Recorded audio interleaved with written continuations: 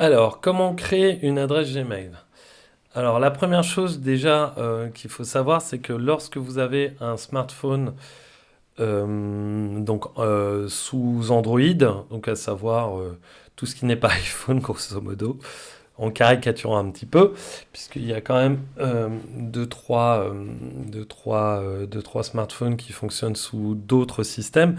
Mais sous Android, ils sont plus ou moins automatiquement reliés donc à une adresse Gmail. Donc il se peut que vous ayez déjà une adresse Gmail sans même le savoir si vous n'êtes pas trop habitué à ça. Il suffit d'aller pour cela sur votre smartphone, aller dans les paramètres, regarder dans vos comptes Google quelle est l'adresse mail qui est reliée à votre téléphone, puisque c'est extrêmement important, on le verra par la suite. Donc dans un premier temps, nous ce qu'on va faire, donc là on va pas voir la relation entre le smartphone et votre adresse Gmail, mais par contre ce qu'on va voir c'est comment créer naturellement une adresse Gmail. Donc pour ça, donc je vais utiliser un navigateur. Donc il y en a plusieurs que vous connaissez. Vous avez Internet Explorer, Edge, vous avez Google Chrome. Donc vous les avez tous en bas là dans ma barre des tâches. Google Chrome qui est le navigateur qui a été créé par Google, forcément.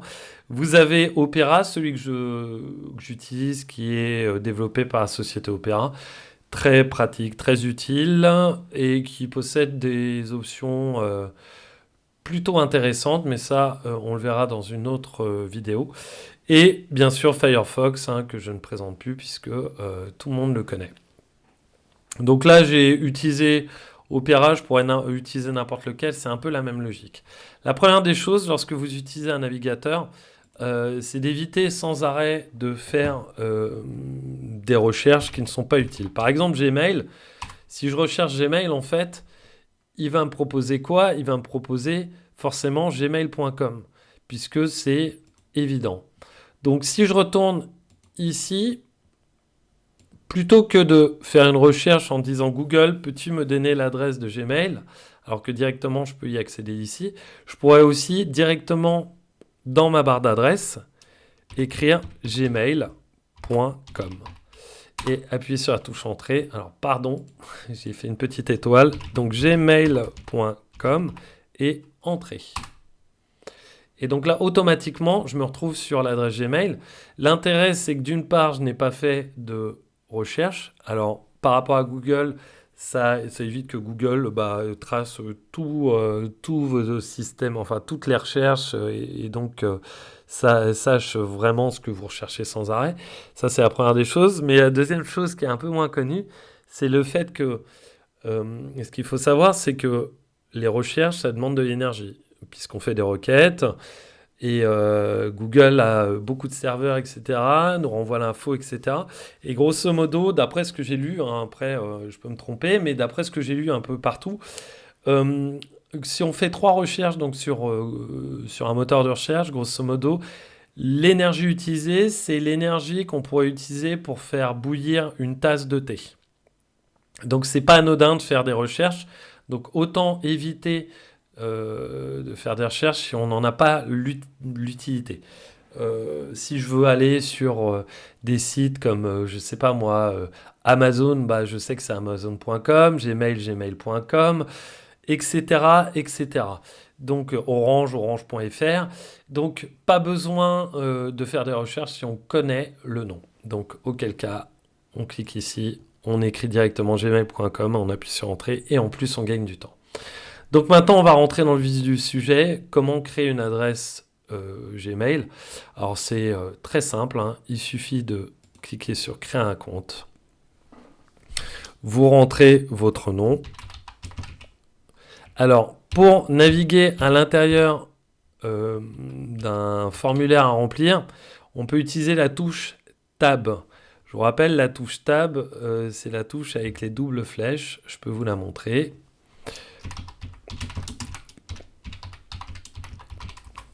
Donc je fais une recherche, effectivement je suis un peu obligé là, puisque je ne sais pas où se trouve la meilleure image, mais c'est celle-ci. Elle est située sur le côté gauche, tout à gauche de votre clavier. Donc, cette touche Tab va vous permettre de passer d'une zone de formulaire à une autre. Pour revenir en arrière, on peut utiliser la touche majuscule, non pas verrouillage majuscule, et revenir en arrière. Donc là, je vais, pour les besoins, tester, créer une nouvelle adresse mail. Donc ici, je vais rentrer l'adresse que je souhaite. Alors au niveau pro, le mieux, c'est toujours d'avoir nom, prénom et quelque chose de pas trop long si possible. Alors je suis pas convaincu, donc je pourrais mettre Julien point parce que le point est autorisé. D'ailleurs, il le dit, hein. Vous pouvez utiliser des lettres, des chiffres et des points. .elsasnet@gmail.com. Donc on va tester celle-ci. Donc si je me mets sur mot de passe, il va me dire, bah là il me dit rien, donc a priori, elle est valable. Donc maintenant, la question c'est la question du mot de passe. Quel type de mot de passe je dois rentrer et comment faire un bon mot de passe efficace? Alors pour ça, il y a plusieurs systèmes. Déjà, il faut se rendre compte de la qualité de sécurité et du niveau de sécurité de votre mot de passe. Pour ça, vous avez possibilité d'aller sur des sites comme le site de Kaspersky. Alors, c'est password quelque chose, mais je ne me souviens plus exactement. Voilà, c'est celui-ci. Password Manager. Donc, si je clique ici, alors non, pardon, c'est pas celui-ci, c'est celui d'en dessous. Password check. Password.kaspersky.com. Donc, password.kaspersky.com. Donc, Kaspersky, hein, c'est une société qui développe des antivirus qui sont plutôt réputés. Et donc, il y en a d'autres. Hein, vous en avez plein. Moi, je vous en montre un, mais libre à vous d'en choisir plein. Je sais que Avast doit en faire un. Norton en a un aussi. Et l'intérêt, c'est de pouvoir tester simplement, hein, tout simplement, vos mots de passe. Donc, autant vous dire que... Alors là, je vais vous les afficher, hein. Donc, si je mets une date de naissance, alors quel est le niveau? Donc, le niveau de sécurité, il est de 2 minutes. C'est-à-dire que on peut craquer votre mot de passe en 2 minutes sur un ordinateur. Donc, si je rajoute un point d'exclamation, on passe à 34 minutes. 2 points d'exclamation, 3 heures, c'est déjà mieux. 3 points d'exclamation, bah, ça change plus grand-chose. Ok, donc 2 points d'exclamation. Si je rajoute mes initiales, qu'est-ce qui se passe? Déjà là, on est à 2 mois. Si je rajoute un autre caractère spécial comme un dièse, on est à 10 mois. Mais c'est pas top. Alors, si je rajoute entre un point, voilà, tout de suite, vous voyez la différence entre 100 points, 10 mois, et 1 point, ou n'importe quel autre caractère spécial. Voilà, on passe à 5 siècles. Autant vous dire que vous pouvez faire 20 allers-retours entre la Terre et la Lune. Donc ça, c'est un bon mot de passe. Alors, c'est très compliqué, c'est pas très pratique. Comment est-ce que je pourrais faire quelles seraient les possibilités que j'aurais pour faire un bon mot de passe assez simple à mémoriser, mais qui soit d'un niveau de sécurité important. Alors, ce que je montre souvent dans les formations, c'est ça. C'est qu'en fait, on a moyen de faire des mots de passe. Donc généralement, hein, les mots de passe initial plus date de naissance, c'est assez facile à retrouver. Plus point d'exclamation, etc. On voit bien que le niveau de sécurité, il n'est pas top. Par contre, je pourrais m'imaginer faire des phrases. Par exemple, j'aime la nature, par exemple, dans le 67 pour le Bas-Rhin, l'Alsace. Donc, j'aime la nature dans le 67. Je pourrais mettre 2 dièses, d'accord? Je me dis 2 dièses et cette phrase. Alors, je vais agrandir un peu, ce sera plus pratique. Hop. Voilà. Donc, comment est-ce que je pourrais faire pour améliorer et partir de là pour en faire un super mot de passe. Donc je garde le dièse et je vais faire d'abord majuscule, minuscule, majuscule, minuscule. Donc J majuscule, A minuscule, L majuscule, N minuscule, etc. Donc j'aime donc J, J, je vais garder l'apostrophe, A minuscule, L majuscule, N minuscule, D majuscule, L minuscule, 67, dièse. D'accord? Donc, à partir d'une phrase simple, dont je peux me souvenir plus de dièse, j'arrive à ça. Il en faut au minimum 8. Donc, 1, 2, 3, 4, 5, 6, 7, 8, 9, 10, 11. Je suis largement au-dessus. Si j'essaye ça, comme mot de passe, j'arrive à quoi? 33 années. Donc, c'est largement suffisant. Donc, pour le coup, effectivement, je suis parti d'une phrase simple et j'en ai fait un mot de passe en utilisant l'alternance plus les caractères spéciaux. Vous pouvez partir sur plein d'autres choses, une phrase que vous aimez bien, un proverbe, n'importe quoi, rajouter des dièses, des arrobases, des dollars, ce que vous voulez. Et à partir de là, vous aurez un mot de passe qui est pratique, qui est utile, qui est facile à utiliser et à mémoriser surtout. Donc là, maintenant que j'ai ça, alors bien sûr, hein, je vais faire un autre mot de passe. Hop, mais je peux tester désormais ces mots de passe. Donc là, maintenant, eh bien, je vais mettre mon mot de passe.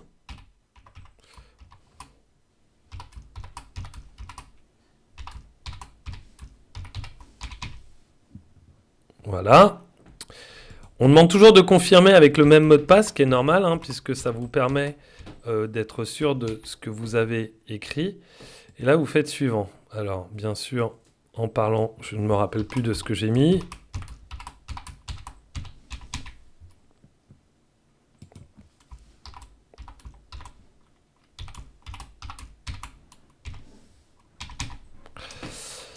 Voilà.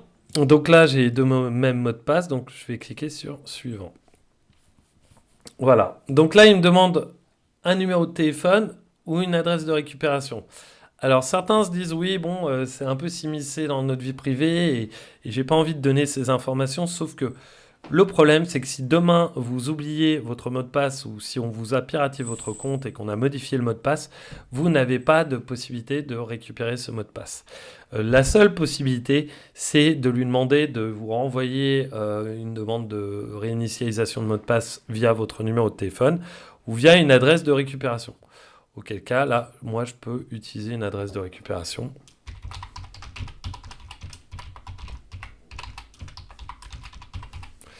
Voilà. Là, je peux rentrer ce que je veux. Hein. Je n'ai pas forcément besoin de mettre choses réelles, mais on peut éventuellement, hein, comme bon vous semble. Et j'appuie sur suivant. Alors, il se peut qu'il vous demande quand même de rentrer votre numéro de téléphone pour vous envoyer un code de confirmation. Ça peut arriver. C'est parfois aléatoire. Je vois souvent le cas lorsque je suis en formation avec plusieurs stagiaires qui font la demande en même temps. Et vu qu'on est sur la même connexion Internet, je pense que c'est la raison pour laquelle il doit trouver ça un peu étrange d'avoir plusieurs demandes de création en même temps. Et pour le coup, effectivement, il vous demande de valider via un numéro de téléphone. Donc je crée mon compte, je confirme.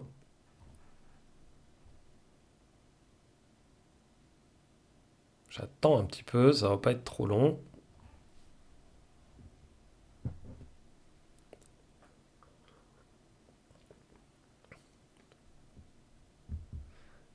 Et voilà. Je me retrouve sur mon adresse Gmail. Donc l'adresse Gmail, alors concrètement, hein, elle propose à peu près ce que tout le monde propose, à savoir la création de nouveaux messages pour créer un message, la possibilité d'écrire à quelqu'un soit en A, soit en CC, soit en CCI. Je vous rappelle que si par exemple, alors comment on gère ça? Si par exemple j'envoie un message à quelqu'un, je vais lui envoyer à lui, donc A. Si j'envoie ce message à une personne qui fait partie d'un groupe et que je souhaite que les autres personnes du groupe, les autres membres, soient au courant que j'ai bien envoyé cet email à cette personne, à ce moment-là, je peux les mettre en copie. Et si je souhaite envoyer à d'autres personnes, mais que ceux qui sont présents sur A et sur CC ne voient pas à qui je les ai envoyés, dans CCI, les personnes qui seront en CCI verront que je les ai envoyés à CC et à A. Mais par contre, A et CC ne verront pas que je l'ai envoyé à CCI. Et pareil, si j'envoie à plusieurs CCI, les personnes ne se verront pas entre elles. Je vous fais un exemple. Je vais mettre des A, des B en adresse mail, même si c'est totalement faux, puisque je ne peux pas envoyer ça comme ceci, puisque ça n'est pas des adresses mail. Voilà. Donc si j'envoie le mail comme ceci, C verra que je l'ai envoyé à B et à A, mais ne verra pas D. D ne verra ni C, ne verra pas non plus C, mais verra que je l'ai envoyé à B et à A. A verra que j'ai envoyé à B, mais pas à C ni à D. Et B verra que je l'ai envoyé à A, mais ni à C ni à D. Ok? J'espère que c'est clair. Et donc ça permet, par exemple, je ne sais pas, de l'envoyer en copie cachée à quelqu'un d'autre. Ça peut être un avocat, ça peut être se renvoyer à soi-même, ça peut être tout un tas d'informations utiles, de possibilités utiles, et notamment, alors il y a un cas très bien pour ça, c'est par exemple, je souhaite envoyer la photo de petits chats que j'adore à plein de monde, que ce soit des stagiaires, comme des gens de ma famille, comme de mon milieu pro. Mais j'ai pas envie que tout le monde voit que je l'ai envoyé aux autres, et donc pour le coup, je préfère les envoyer à tout le monde en CCI. Donc chacun le recevra, verra qu'il l'a reçu, mais ne verra pas que je l'ai envoyé à d'autres. Et par la même occasion, l'intérêt, c'est quoi? C'est que dans la mesure où les autres ne voient pas, si je l'envoie à 200 personnes, eh bien, chaque personne ne verra pas les 199 autres. Et donc, si jamais il y en a une qui est piratée, elle pourrait se faire récupérer les adresses des autres et donc être, par son intermédiaire, contaminer de spam les autres adresses. Et donc, par ce biais-là, je protège tout le monde. Et via l'identité et via la sécurité, puisque chaque personne recevra uniquement un mail et pas un mail qui est groupé sur 15 adresses en même temps ou 200 adresses en même temps. On voit ça souvent, j'ai vu souvent ça pour des PowerPoint qui vous présentent tout un tas de choses, notamment les personnes du troisième âge, elles aiment bien s'envoyer ça. Et le problème, c'est que ça crée en fait des fils énormes d'adresses mail. Et si un jour il y a un pirate qui récupère tout ça, c'est bingo pour lui. Et pour le coup, vous l'aurez contaminé sans utiliser cette petite technique. Donc maintenant, objet, on connaît l'objet, le message, et ici donc pour joindre des fichiers. Donc voilà pour ça. Le but, c'était pas forcément de vous présenter la gestion de votre adresse Google, mais plutôt comment on crée votre adresse Google, Gmail. Donc ce qu'il faut savoir, c'est que je dis Google, mais en fait, automatiquement, lorsque l'on crée une adresse Gmail, en fait, on crée, et on le voit bien ici, un compte Google. À l'intérieur de ce compte Google, vous avez plusieurs outils, on les voit là, qui est votre chaîne YouTube, parce que vous avez créé automatiquement la possibilité un compte YouTube. Et donc, par ce biais-là, vous pourrez éventuellement mettre des vidéos en ligne. Et en tout cas, lui, ça lui permettra de voir que vous visualisez des vidéos YouTube. Et le Drive, l'agenda, etc. Donc, juste pour ça, par rapport à YouTube... Si par exemple ici, je veux aller sur YouTube, donc je tape youtube.com, vu que je connais l'adresse. Voilà, donc là, je visualise toutes les vidéos que je souhaite. Alors non, merci. Voilà, donc toutes les vidéos que je souhaite. Alors là, je ne suis pas connecté, c'est assez étonnant. Mais par défaut, alors c'est parce que j'utilise ce navigateur, mais en général, ou à moins qu'ils aient changé, mais en général, par défaut, ici, si, là je suis connecté. Donc, je vous refais la méthode, puisque généralement c'est comme ça que ça fonctionne. Donc, on va sur YouTube, et en fait, en étant sur YouTube, eh bien, on est encore lié à notre compte. Donc, c'est la raison pour laquelle il peut se permettre de nous faire des propositions de vidéos à regarder, etc. Et surtout, par cet intermédiaire, il voit ce que moi je vois et ce que je visualise sur YouTube. Donc, un petit conseil, hein, si vous ne voulez pas être pisté, bah, autant vous déconnecter de votre compte pour regarder vos vidéos YouTube sans être raccordé à votre compte Google. Sinon, vous avez tout un tas d'autres outils, hein, qui sont proposés. Et celui qui va nous intéresser le plus, ça va être le Drive. Donc, je vais cliquer simplement sur Drive. Donc, je clique sur le carré de petit carré et j'accède à mon Drive. Donc ça, ce sera pour la prochaine partie. Donc je vais vous présenter le Drive et vous montrer pourquoi, dans notre cadre, on va aller sur le Drive.